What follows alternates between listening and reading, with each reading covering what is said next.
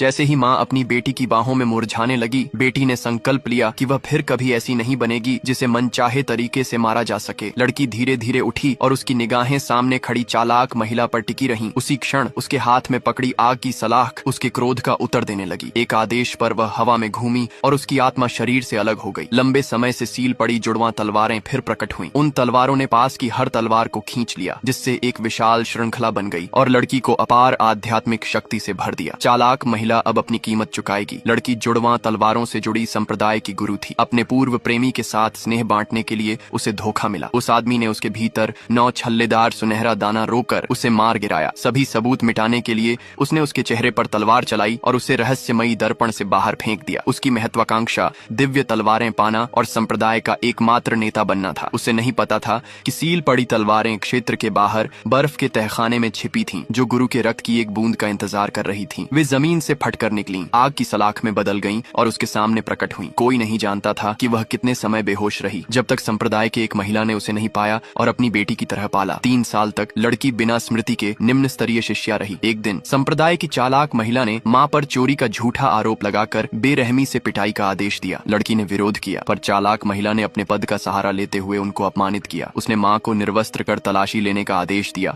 और लड़की को अग्नि आवरण में फंसा दिया। उस समय लड़की के पास न स्मृति थी न शक्ति। यदि उसकी आग की सलाख पर तीनों मोती चमकते तो जुड़वां तलवारें उसे देवत्व तक पहुंचा सकती थीं, पर जागने से पहले ही चोरी का सामान मिल गया। चालाक महिला ने उन्हें बख्श दिया, लेकिन अब लड़की ने माँ की पिटाई के लिए माफी की मांग की। चालाक महिला ने इनकार कर दिया और उसे दंडित करने की कोशिश की, लेकिन आग की सलाख आध्यात्मिक शक्ति से फट पड़ी और ढाल टूट गई। उसकी शक्ति को टोना टोटका कहकर संप्रदाय के गुरु ने गिरफ्तारी का आदेश दिया। उसे राक्षस वध कोड़े से मारा गया, जिसका हर वार आग की तरह जलता था। माँ उसे बचाने के लिए वही यातना सहती रही जब तक घातक चोटों से गिर नहीं गई। तभी 3 चमकते संकेत प्रकट हुए। वे लड़की के नियत रूपांतरण का संकेत थे और जुड़वां तलवार संप्रदाय के शिष्य उन्हें बचा ले गए। आधे महीने बाद भी माँ बेहोश रही। केवल दुर्लभ अग्नि आत्मा मशरूम ही उसे बचा सकता था, जो 3000 मील दूर था। लड़की ने कसम खाई कि वह इसे लाएगी, चाहे उसे फिर से चालाक महिला का सामना क्यों न करना पड़े। चालाक महिला की शादी के दिन उसने दवा की मांग की, पर चालाक महिला ने अपमान के बिना देने से इनकार किया। उसने मांग की कि लड़की अमर गली की 100 सीढ़ियों में से प्रत्येक पर घुटनों के बल बैठकर और सिर झुकाकर विनती दोहराए। यदि वह इनकार करे तो उसे लात मारकर नीचे गिरा दे और फिर से शुरू कराए। जब लड़की आखिरकार शीर्ष पर पहुंची तो चालाक महिला ने खुलासा किया कि उसका दवा देने का इरादा कभी नहीं था और उसकी मूर्खता पर हंसने लगी। इसी बीच माँ जागी और गुमशुदा बेटी की तलाश करने लगी। लड़की ने कसम खाई कि मशरूम पाए बिना नहीं रुकेगी, जिससे चालाक महिला के साथ भयंकर लड़ाई छिड़ गई। गुस्से में चालाक महिला ने बेटी और माँ